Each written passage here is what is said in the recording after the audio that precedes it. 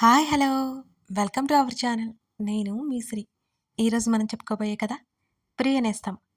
అయితే ఓ చిన్న మాట అండి, మన ఛానల్ని ఇప్పటివరకు సబ్స్క్రైబ్ చేసుకున్నట్లయితే సబ్స్క్రైబ్ చేసుకుని మన ఛానల్ని చూడగలరు. ఇక కథలోకి వెళ్దాం. స్నానం చేసి చీర చుట్టుకుని బయటకొచ్చింది ప్రవర్తిక. అర్జున్ చేతిలో ఉన్న గ్లాసును చూసి ఈయన వదిలేలేరు అనుకుని గొనిగి మెల్లిగా చీర కట్టుకుంది. ఫాస్ట్గా పాలు చల్లారిపోతున్నాయి అని అన్నాడు అర్జున్. కళ్ళు ఎత్తి అతను చూసి ముఖం ముడుచుకుంది. ఆమె కావాలని లేట్ చేస్తుందని అర్థమై ఆమె చేతిలో ఉన్న చీర లాగి పక్కన పడేశాడు అర్జున్. అయ్యయ్యో, నా చీర అని అరిచి, ఏం చేస్తున్నారు అని కంగారు పడుతూ అడిగింది. అర్జున్ దగ్గరికి రాగానే ఎదకి చేతుల పెట్టుకుంది. ఒక చేతిని తీసి పాల గ్లాస్ చేతిలో పెట్టి ఆమె ఎదురుగా చేతులు కట్టుకుని నిలబడ్డాడు అర్జున్. ఏవండి, నాకు పాలు ఇష్టం ఉండవు, ప్లీజ్ అండి అని అడిగింది. చిన్న పిల్లల వేషాలు వేకు, తాగు అని అతను సీరియస్గా అనగానే మొగం నల్లగా పెట్టుకుని గబగబా పాలు తాగేసి గ్లాస్ అతని చేతిలో పెట్టి బెడ్ వైపుకి నడిచింది. తను ఒంటి మీద చీరలేదనే సంగతి అప్పుడే తక్కున గుర్తొచ్చి క్లియర్గా కనిపిస్తున్న ఆమె వీపు, ఆమె నడుము చూస్తూ ఆ గ్లాస్ టేబుల్ మీద పెట్టి ఆమె దగ్గరికి నడిచాడు. ఆమె చేతిలో ఉన్న చీర లాగేసి మళ్ళీ పక్కన పడేశాడు. ఏంటండి, ఇంకో గ్లాస్ పాలు తాగిస్తారా ఉక్రోషంగా అడిగింది ప్రవర్తిక. "ఉహుం" అంటూ ఆమె నుదుటి మీద వేలు పెట్టి ఆమె నాసికం మీదుగా తీసుకొచ్చి ఆమె పెదవుల దగ్గర ఆపి ఆమె కళ్ళలోకి చూస్తూ ఆమె పెదవుల మీద మునివెలతో రాశాడు. వెంటనే కళ్ళు దించేసింది. ఆమె పెదవుల మీద నుంచి గడ్డం మీదుగా, అక్కడి నుంచి కంఠం మీదుగా అతను తీసుకెళ్ళిపోతుంటే అర్జున్ చేతిని నెట్టేసింది. ఆమె హృదయానికి 2 చేతులు అడ్డు పెట్టుకుని వెనక్కి తిరిగింది. ప్రవర్తికని వెనక నుంచి హత్తుకుని ఆమె జడ ముందుకు వేసి ఆమె వీపు మీద వేలితో రాయసాగాడు అర్జున్. పరవశంగా కళ్ళు మూసుకుంది. ఆమె వీపు మీద ఉన్న నీటి బిందువులో అతని తడిపెదవులతో తుడుస్తుంటే ఆమె నడుము చుట్టూ ఉన్న అతని చేతిని 2 చేతులతో గట్టిగా పట్టుకుంది ప్రవర్తిక. ఆమెను తన వైపుకు తిప్పుకొని ఆమెనే చూస్తూ ఆమె హృదయం మీద చిరుముద్దు ఇచ్చాడు అర్జున్. అతని తలని ఎదకి హత్తుకుంది ఆమె. అలా పెదవుల ప్రయాణం సాగిస్తూ మోకాళ్ళ మీద కూర్చొని ఆమె నడుము చుట్టూ చేతుల్లోకి తీసుకున్నాడు సున్నితంగా. ఊపిరి భారమైంది. గుండె వేగాన్ని అదుపు చేసుకోవడానికి శతవిధాలుగా ప్రయత్నిస్తూ ఉందామె. ఆమె నాభి దిగువన ముద్దు ఇచ్చి ఆమె వేస్ట్లో ముఖం దాచి మెల్లిగా ముఖాన్ని అటు ఇటు రుద్దుతుంటే అతని మీసపు తగడికి ఆమె ఒళ్ళు చల్లుమంది. అతని భుజాలను గట్టిగా పట్టుకుని తలని వెనక్కి వాల్చింది. ఒకసారి ఆమె ముఖంలో భావాలు గమనిస్తూ లేచి ఆమెను చేతుల్లోకి తీసుకున్నాడు అర్జున్. అతన్నే చూస్తోంది ప్రేమ నిండిన కళ్ళతో. ఆమెని బెడ్ మీదకి చేర్చి ఆమె పక్కగా చేరగా పక్కకు తిరిగింది సిగ్గుతో. ఆమె వీపుని సుతారంగా అతను నిమురుతూ ముద్దులు పెడుతూ ఉంటే అతని స్పర్శకి ఉక్కిరిబిక్కిరై వెంటనే అతని వైపుకి తిరిగి హత్తుకుంది. ఆమె ముఖాన్ని పైకెత్తి కళ్ళలోకి చూశాడు. అతనికి సమ్మతంగా కళ్ళార్పింది సిగ్గుపడుతూ. వెంటనే అతని హృదయంలో ఆమె ముఖం దాచుకుంది. కంఫర్ట్ ఉందా నీకు? ఆమె బొజ్జ నిమురుతూ అడిగాడు. అతని ప్రేమ నవ్వుకుని ఇంకా 2 నెలలు కూడా కాలేదు అంటూ నవ్వి అతన్ని ఆట పట్టించింది ప్రవర్తిక. ఆమె చేతిని తీసుకుని ఆమె అరచేతిలో ముద్దు పెట్టుకున్నాడు అర్జున్. ఆమె మరింత గట్టిగా కళ్ళు మూసుకుంది. సున్నితంగా ముద్దులతో మొదలుపెట్టి హద్దులు చెరిపి ఆమెని ఆక్రమించుకున్నాడు అతను. అతని ప్రేమ కోసమే ఎదురు చూస్తున్న ఆమె సంతోషంగా అతన్ని స్వీకరించి అతనిలో ఒదిగిపోయింది. కొన్ని రోజుల దూరం, మరికొన్ని రోజుల విరహం మెల్లిగా కరుగుతోంది. కాసేపటి తర్వాత అతని ఛాతీ మీద చేత్తో నిమురుతోంది. ఎప్పట్లా ఆమె తల మీద గడ్డమానించాడు అర్జున్. ఆమె కన్నీళ్లు అతని ఛాతీ మీద ప్రవహించాయి. చేతితో తడిమి చూసి కంగారు పడిపోయాడు. ఆమె ముఖాన్ని పైకెత్తి ఏమైంది అని అడిగాడు అర్జున్. అతని మాటల్లో కంగారు తెలుస్తుంటే నాకు భయమేస్తోంది అని అంది ప్రవర్తిక. ఎందుకు? నాకేం కాదుగా అంది. పిచ్చా? విసుగ్గా అడిగాడు అర్జున్ ఆమెని. వెంటనే హత్తుకున్నాడు. నాకు గుండె సమస్య ఉంది కదా, పాపనిచ్చేసి చచ్చిపోతానేమో అని అంది అతన్ని చుట్టుకొని. అలాంటి మాటలు మాట్లాడితే కొట్టేస్తాను, నాకు కోపం వస్తోంది అని అన్నాడు. ఆమె చుట్టూ బలంగా చేతులు బిగించి అర్జున్. కళ్ళు తుడుచుకుంటూ నవ్వింది ప్రవర్తిక. శాడిస్ట్, తిట్టాడని కోపం ఎక్కువై అనిపించింది మీకు చెప్పేశాను అనేది మనసులో దాచుకోను అని చెప్పి తల ఎత్తి అతని వంక చూస్తుంది. ఆమెను బిగికౌగిలిలో బంధించాడు అర్జున్. సారీ, కాసేపటి తర్వాత చెప్పింది ప్రవర్తిక నెమ్మదిగా. నీ సారీని నేను యాక్సెప్ట్ చేయను అని అన్నాడు అర్జున్ సీరియస్గా. ఎందుకని అని అడిగింది ఆమె. ఇంకోసారి ఇలా పిచ్చిగా మాట్లాడితే నిన్ను మీ ఊర్లో పడేసొస్తాను అన్నాడు అర్జున్. ఉక్రోషంగా అతని వైపు చూసింది. సరే అయితే ఢిల్లీలో పడేసొస్తా. ఎస్, ఇది కరెక్ట్ ఐడియా. నిన్ను వెంటనే ఢిల్లీ పంపించాలి. అక్కడ నువ్వు సేఫ్గా ఉంటావు. 2-3 రోజుల్లో నిన్ను పంపించేసి ఆ ఏర్పాటు చూస్తాను. అత్త నిన్ను కాలు కింద పెట్టనివ్వకుండా చూసుకుంటుంది. నీకు బేబీకి సేఫ్గా ఉంటుంది అని అన్నాడు అర్జున్. నేను వెళ్ళను అని అంది గట్టిగా. ఇక్కడ ఉంటే నువ్వు ఇలాగే భయపడుతూ బాధపడుతూ ఇలాగే మాట్లాడుతూ ఉంటావు. మొన్న వెళ్తాను వెళ్తానన్నావు కదా, ఇప్పుడైతే వెళ్ళు అని అన్నాడు అర్జున్. ఇంకోసారి ఇలా మాట్లాడను ప్లీజ్ అంటూ చెవులు పట్టుకుంది. పర్లేదు, మాట్లాడి మంచి పని చేసాలి. అందుకే నిన్ను ఢిల్లీ పంపించాలనే ఆలోచన నాకు వచ్చింది. నీతో పాటు మీ అమ్మని కూడా పంపిస్తాను అని చెప్పి ఆమెను వదిలి మరోవైపుకు తిరిగి పడుకున్నాడు అర్జున్. సారీ చెప్పానుగా, నాకప్పుడు అలా అనిపించిందండి. ఏం చేయమంటారు? అన్ని ఆలోచనలు వస్తూ ఉంటాయి అని ముఖం చిన్నబుచ్చుకున్నట్టుగా మాట్లాడి అతన్ని వెనక నుంచి హత్తుకుంది. ఇక మాట్లాడలేదు అతను. అతని ఛాతీ మీదకి చేతిని పోనిచ్చి అతని గడ్డం పట్టుకుని ఆమె బ్రతిమాలింది. ఆమె చేతిని సున్నితంగా తీసేశాడు.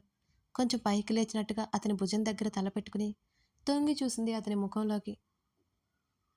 అతని కళ్ళు మూసుకొని కనిపించాడు. ఏవండి, పంపించొద్దు అని అతని ముఖాన్ని తన వైపుకి తిప్పుకొని అడిగింది ప్రవర్తిక. ఏమాత్రం రెస్పాండ్ అవ్వలేదు అర్జున్. నేను వెళ్ళను, మీకు ముందుగానే చెప్తున్నాను అని ఆమె కోపంగా అరిచింది. 3-4 డేస్లో అంతా సెట్ చేసి నేను పంపిస్తాను అలాగే కళ్ళు మూసుకుని అన్నాడు అర్జున్ ఆమెకి ఇంకా కోపం తెప్పిస్తూ. అతని చెంపలు పట్టుకుని అటు ఇటు ఊపింది అతని తలని. అయినా అతను కళ్ళు తెరవలేదు. ఆమె పనులు అతను ఎంజాయ్ చేస్తున్నాడు. ఒకసారి నా వైపు చూడండి అని అతని ముఖాన్ని ఊపేస్తోంది ప్రవర్తిక. డిస్టర్బ్ చేయకు, నాకు నిద్ర వస్తుంది అని చెప్పాడు అర్జున్. అతన్ని వదిలేసి మరోవైపు తిరిగి పడుకొని గోర్లు తినేస్తోంది ప్రవర్తిక. చచా, అంతా నేనే చేసుకున్నాను. ఆయనకు కోపం వచ్చి నన్ను పంపేస్తున్నారు. ఇప్పుడు ఎలా ఎలా ఏం చేయాలి? ఖచ్చితంగా పంపేసేలా ఉన్నారే. ఆయన ఎక్కడ ఉంటే నేను అక్కడ ఉండా, ఎలా ఉండాలో అసలు అని మెడ వరకు దుప్పట్లాక్కుని తీవ్రంగా ఆలోచిస్తుంది ప్రవర్తిక. ఆమె నుంచి రెస్పాన్స్ లేకపోవడంతో తల తిప్పి ఆమె వైపు చూశాడు అర్జున్. ఆమె ముఖంలో ఎక్స్ప్రెషన్స్ డ్రెస్సింగ్ టేబుల్ మిర్రర్లో స్పష్టంగా తెలుస్తుంటే అతనికి నవ్వొచ్చింది. గోర్లు తినేస్తూ ఆలోచిస్తూ అలాగే కళ్ళు మూసుకుంది. పచ్చగా ఉన్న ఆమె వీపు చిరుచెమటలతో నిండిపోయింది. ఏసీ టెంపరేచర్ తగ్గించి ఆమె వీపు మీద గాలి ఊదాడు అర్జున్. చల్లగా అతని ఊపిరి తాకేసరికి పరవశంగా కళ్ళు మూసుకుంది. ఆమె నడుము చుట్టూ చెయ్యేసి దగ్గరికి తీసుకుని, నీకెలా ఎలా నీకేం చెప్పను ఆ అని ప్రవర్తిక భుజం దగ్గర తల పెట్టుకుని అన్నాడు. ఏం చెప్పారు? వెళ్ళిపోమని చెప్పారు. మీకు అలవాటేగా నన్ను వెళ్ళిపోమండం అని ఉక్రోషాన్ని బయటపెట్టింది ప్రవర్తిక. నేను వెళ్ళమంటే వెళ్ళిపోతావా? ఒక్కటిచ్చి వెళ్ళను అని చెప్పలేవా? అతని మునుపంటి గుర్తు రబ్బర్లా ఉన్న ఆమె భుజం మీద పడింది. చిన్నగా అరిచింది. అంత కోపమేంటి మీకు? తన్ని చుట్టుకున్న అతని చేతిని తీసేసింది ప్రవర్తిక. కోపం వస్తుందా? నాకు ఇందాక అలాగే అనిపించింది నీ మాటలకి అని చెప్పాడు అర్జున్ సీరియస్గా. సారీ చెప్పానుగా, ఏదేదో ఆలోచిస్తున్నాను, అందుకే అలా మాట్లాడాను అని అంది ప్రవర్తిక. నాకు కొత్త అనుమానాలు తీసుకొచ్చి సారీ చెప్తే సరిపోతుందా అని అడిగాడు అర్జున్. అతను ఇంకా ఆ విషయం గురించి ఆలోచిస్తున్నాడని ఆమెకు అర్థమై తనంత పొరపాటు చేసిందో కూడా తెలిసి వచ్చింది ప్రవర్తికకి. అతని చేతిని తన పొట్ట దగ్గర పెట్టుకొని, 100 ఏళ్ళు మీరు నేను మన పాప బ్రతికేద్దాం సరేనా అని అతని కళ్ళల్లోకి చూస్తూ చెప్పింది ప్రవర్తిక. అతని చెంపల కిందగా మెల్లిగా చేతులు పొనిచ్చి అమాయకంగా ముఖం పెట్టి అతన్నే చూస్తూ ఆమె కళ్ళల్లోకి చూశాడు అతను. అతని మెడ వరకు వెనుకగా 2 చేతులు పెట్టి గట్టిగా హత్తుకుంది. కూల్ చేయాలని చూస్తున్నావా నన్ను అని అడిగాడు అర్జున్. "ఉహుం, నిద్రొస్తుంది. అదేంటో మిమ్మల్ని హత్తుకుంటే ఇంకా ఇంకా బాగా నిద్రొస్తుంది" అని మరింత అమాయకంగా చెప్పింది. అర్జున్ పెదవుల మీద సన్నటి నవ్వొచ్చింది. ప్రవర్తిక ముఖంలో చిరునవ్వు మెరిసింది. ఇద్దరూ హాయిగా నిద్రలోకి జారుకున్నారు. ఆ రోజు అజయ్ విల్లాకి వెళ్ళలేదు. ప్రవర్తికని చూడాలనిపిస్తుంటే మరుసటి రోజు ఆ విల్లాకి వెళ్ళాడు. కనీసం తన మనుషుల్లో ఒక్కరు కూడా బయట కనిపించలేదు. లోపలికి వెళ్ళాడు. తాళం వేసి ఉంది. తన దగ్గర ఉన్న కీతో తలుపు తీసుకుని లోపలికి వెళ్ళిపోయాడు. ఇల్లంతా నిశ్శబ్దంగా ఉంది. పరశురాంకి కాల్ చేశాడు. పరశురాం ఫోన్ స్విచ్ ఆఫ్ వస్తుంది. ఒకవేళ పరశురాం మోసం చేశాడా అని అనుమానపడ్డాడు అజయ్. నేరుగా తన మామయ్య ఇంటికి వెళ్ళాడు. కరుణ, జయేంద్ర టిఫిన్ చేస్తున్నారు. అజయ్ రారా అని అంటూ ఆప్యాయంగా పలకరించింది కరుణ. హాయ్ అత్తయ్య, హాయ్ మామయ్య అని మరో చైర్లో కూర్చొని టిఫిన్ పెట్టుకున్నాడు అర్జున్. అజయ్, రమ్మన్నారా ఈరోజండి సడన్గా వచ్చావు అని జయేంద్ర నవ్వాడు. తర్వాత చెప్తానన్నట్టు జయేంద్రకి సైగ చేశాడు అజయ్. సరే అని తల ఊపి, రాగిని ఎక్కడా అని కరుణ వైపు చూస్తూ అడిగాడు అజయ్. ఫ్రెండ్ని కలవడానికని బయటికి వెళ్ళింది అజయ్ అని చెప్పింది కరుణ. భోజనాలు చేసిన తర్వాత అజయ్, జయేంద్ర గదిలోకి వెళ్ళిపోయారు. ఏమైంది అజయ్, అలా ఉన్నావని అని అడిగాడు జయేంద్ర. మావయ్య, ఆ పరశురాం వాళ్ళ అమ్మాయి, వాడి వైపు ఎవరి ఇంట్లో లేరు అసలు అని చెప్పాడు అజయ్. ఎక్కడికో వెళ్ళిపోవడం ఏంటి, చుట్టూ 50 మంది ఉంటే అని సీరియస్గా అడిగాడు జయేంద్ర.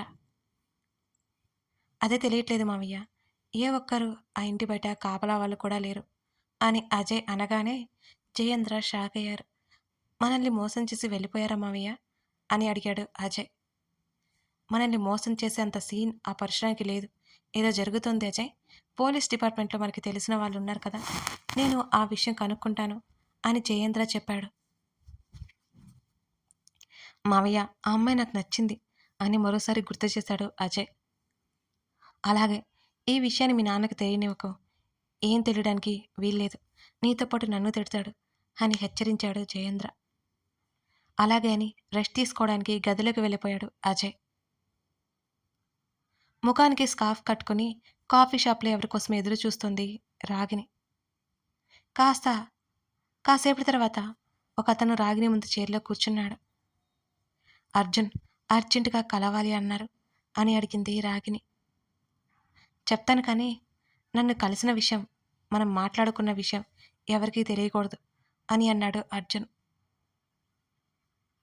అలాగే అన్నట్టు తల ఊపింది రాగిని. నీ మీద నమ్మకంతోనే ఇదంతా చెప్పాల్సి వస్తుంది, నాకు వేరే ఆప్షన్ కూడా లేదు అని ఆగాడు అర్జున్. అర్జున్ ఏం చెప్పబోతున్నాడో అర్థమవక అయోమయంగా చూసింది రాగిని. మీ హాస్పిటల్లో పెద్ద స్కామ్ జరుగుతుంది అని అర్జున్ అన్నాడు. అర్జున్ చెప్పే మాటలకు షాక్ అయ్యి ఆ తర్వాత కోపం తెచ్చుకొని, మీరేం మాట్లాడుతుందో తెలుస్తోందా? మా హాస్పిటల్ గురించి మీరెప్పుడూ వినలేదా? ఎంత మంచి హాస్పిటల్, సిటీలో ఎవరిని అడిగినా చెప్తారు అని కోపంగా చెప్పింది రాగిని. ఇది బయటకు అనుకునేది మాత్రమే అని అన్నాడు అర్జున్. చూడండి, మీ మీద గౌరవంతో మీరు ఏం చెప్పినా విన్నాను అని, కానీ మా డాడీ గురించి అలా మాట్లాడితే నేను ఒక్క క్షణం కూడా ఇక్కడ ఉండలేను అని అంది రాగిని కోపంగా. అర్జున్ పాకెట్లో తెచ్చిన పేపర్స్ తీసి రాగిని ముందు పెట్టాడు. అందులో డీటెయిల్స్ చూసి రాగిని షాక్ అయింది.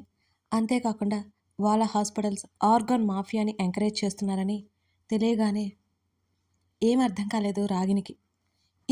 ఇదంతా నిజమేనా అని వణికే గొంతుతో అడిగింది రాగిని. ఇంతకంటే ప్రూఫ్స్ ఎలా చూపించాలో నాకు అర్థం కావట్లేదు అసహనంగా అన్నాడు అర్జున్. చాలాసేపటి వరకు రాగిని స్తబ్దుగా అయిపోయింది అవన్నీ చూస్తూనే. నన్నేం చేయమంటారు? కళ్ళు తుడుచుకుంటూ అడిగింది రాగిని. దీని వెనుక మీ డాడీ ఉన్నారో లేదో కనుక్కో చాలు అని అన్నాడు అర్జున్. ఎలా? అయోమయంగా అతన్నే చూస్తూ అడిగింది రాగిని. ఒక విషయం అడుగుతాను, చెప్పు. నిజంగా రక్ష హార్ట్ నీకే పెట్టారా? ఈ విషయం నీకెలా తెలుసు అని అడిగాడు అర్జున్. నాకు హార్ట్ ట్రాన్స్ఫర్ చేసిన అమ్మాయి పేరు రక్ష. మీరు ప్రేమించిన అమ్మాయి పేరు కూడా రక్ష. ఎక్కడో సింక్ అయినట్టు అనిపించింది. మీకు పెళ్లి ప్రపోజల్ తీసుకొచ్చే ముందు మా డాడీ ఎవరితోనో ఫోన్ మాట్లాడుతుంటే విన్నాను. మీకు నాకు పెళ్లి చేస్తే బాగుంటుంది. అతని లవర్ హార్ట్ రాగినికి పెట్టారనడం నాకు వినిపించింది క్లియర్గా అని అంది రాగిని. నాకంతా అయోమయంగా ఉంది. నాకు హెల్ప్ చేస్తావా? అర్జున్ అడిగాడు. కథ కొనసాగుతోంది. మరి రాగిని అర్జున్కి హెల్ప్ చేయగలదా? చేస్తుందా తండ్రిని కాదని? ముందు ముందు ఎపిసోడ్స్లో చూద్దాం. ఇంతకీ నీకే తప్పించి నేను స్టోరీ మీరు చూస్తున్నారా? చూడకపోయినట్లయితే ఇప్పుడే చూడండి. మన సొసైటీలో జరిగే ఒక చిన్న పాయింట్ని తీసుకొని దాన్ని కథగా మలిచాను. నీకై తప్పించే నేను మిస్ చేయకండి ఫ్రెండ్స్. మీ ఎంకరేజ్మెంట్ నాకు చాలా చాలా అవసరం మరి.